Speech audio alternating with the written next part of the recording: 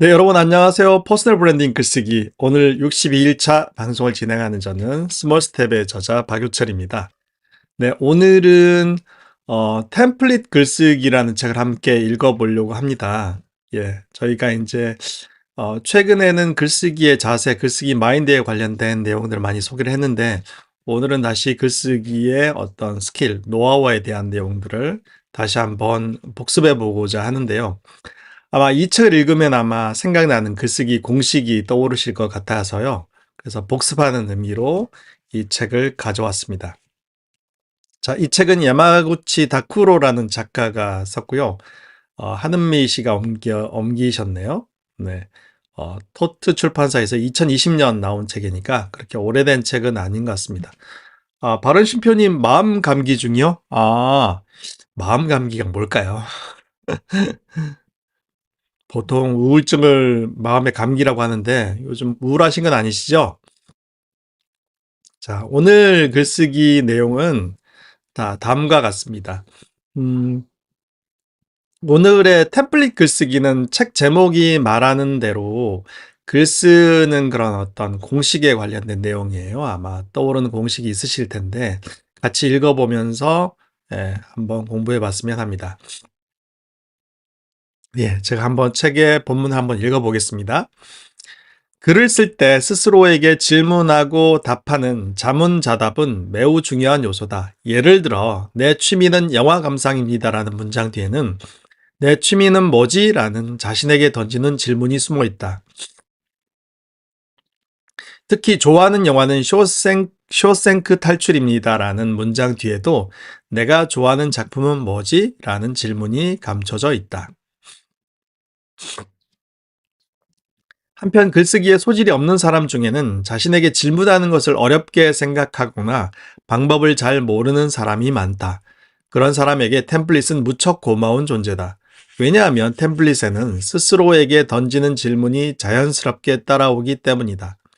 가령 결론 우선형의 경우 결론, 이유 및 근거, 구체적인 예, 상세 내용, 정리의 흐름을 따른다. 다음에서도 알 수 있듯이 글을 쓰는 사람이 해야 할 질문을 템플릿이 대신한다. 여러분 템플릿이 어떤 역할을 하는지 아시겠죠? 약간 이제 질문하고 답할 때 어떤 질문의 역할을 하겠네요. 그 내용을 상세히 보면 자, 첫 번째 자문 A 스스로에게 던지는 질문 1은 A 파트를 쓰기 위한 질문은 내가 쓰고 싶은 결론은 그러니까 네가 쓰는 글을 통해서 무슨 말을 하고 싶지? 결론적으로 뭘 말하고 싶어? 라는 내용이 될 거고요. 자문 2는 그 결론의 이유 및 근거는 뭐야? 라는 게 될 거고요. 자문 3는 그 결론에 대한 구체적인 예는 자세한 내용은 뭐지? 라는 질문이 되겠습니다. 좀 익숙하죠? 그리고 자문 4는 지금까지의 내용을 정리해 줄래? 라는 내용이 되겠습니다. 이와 같이 템플릿이 알아서 질문을 던지고 글을 쓰는 사람은 이 질문에 대한 답을 하면서 자연스럽게 문장 작성에 필요한 재료를 손에 넣을 수 있습니다. 예시를 한번 볼게요. 자, 자문 1. 네가 쓰고 싶은 결론은 뭐지?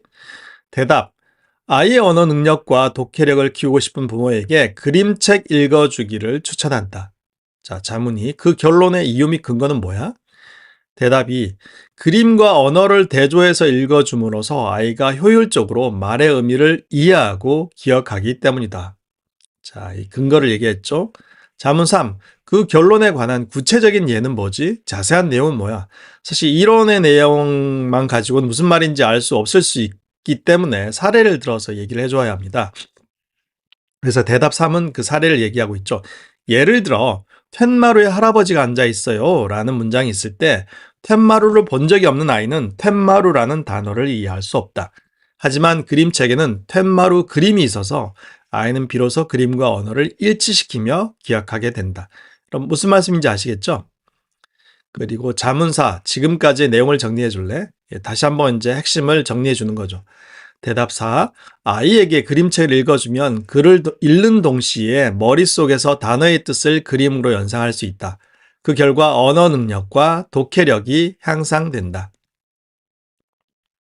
자, 이렇듯 질문에 대한 답을 찬찬히 쓰다 보면 글쓰기에 필요한 재료가 모인다.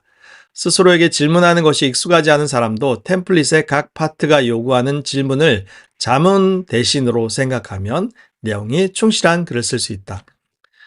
여러분, 이렇게 이 템플릿, 템플릿의 4가지 구성 요소가 던지는 질문에 답하는 것만으로도 사실은 어떻게 보면 완성된 문장을 하나 쓸 수가 있죠. 그래서 글을 쓸 때 이런 내용들을 기억하고 쓰면 훨씬 글쓰기가 좀 구체적으로 되고 막연하지 않게 되죠.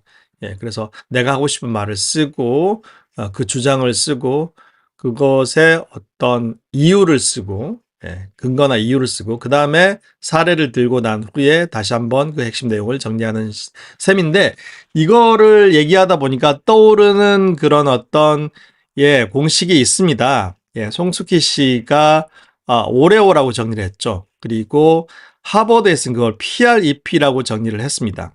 한번 읽어보겠습니다. 자, 오레오 글쓰기 공식이라는 건요, 사실 앞서 말씀드렸던 그 자문하면서 글쓰기에 관련된 내용과 똑같습니다.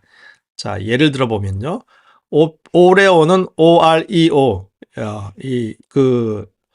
opinion, reason, 그리고 그 다음에 example, 그 다음에 opinion으로 이어지는 그 머리 글자를 따온 건데요. 첫 번째 opinion, 의견은 제대로 무슨 의견이자 무슨 메시지냐, 제대로 글쓰기 실력을 늘리고 싶다면 오레오 맵을 익혀라. 그 다음에 R, reason, 이유는 뭐냐? 세계 최고의 대학 하버드에서 4년 동안 논증적 글쓰기 기술을 배우는 방식으로 논리 정연하고 설득력이 높은 메시지를 전달하기 때문이다. 근거나 이유를 대죠. 그 다음에 사례. 글쓰기 코치로 활동하는 송숙희 저자도 이 방식으로 글쓰기를 가르쳤을 때 가장 효과가 좋았다고 한다. 워렌 버핏도 투자가에게 편지를 보낼 때 이 방법을 사용한다고 한다. 간단 명료하면서 빠른 설득에 효과적이기 때문이다. 자, 그리고 마지막에 opinion, 다시 주장을 이야기하죠. 핵심을 빠르고 명확하게 전달하는 최고의 방법은 오레오 맵 글쓰기다. 배워라. 이렇게 글을 맺고, 예, 제가 이거 다시 이제 그 오레오라고 하면 또 처음 들으시는 분도 계실 것 같아서 제가 이 내용을 정리해 왔습니다. 자, 여러분 오늘 어떠셨나요? 퍼스널 브랜딩 글쓰기 61차 오늘은, 템플릿 글쓰기라는 책을 가지고 여러분들과 함께 공부해 봤습니다. 그리고 아울러서 이런 공식이 이미 익숙하다. 송숙희 작가가 쓴 오레오, 하버드에서 글 쓰는 PREP. 예. PREP, P가 뭐였지? 예. 아무튼 포인트였던 것 같아요. 요점이 뭐냐?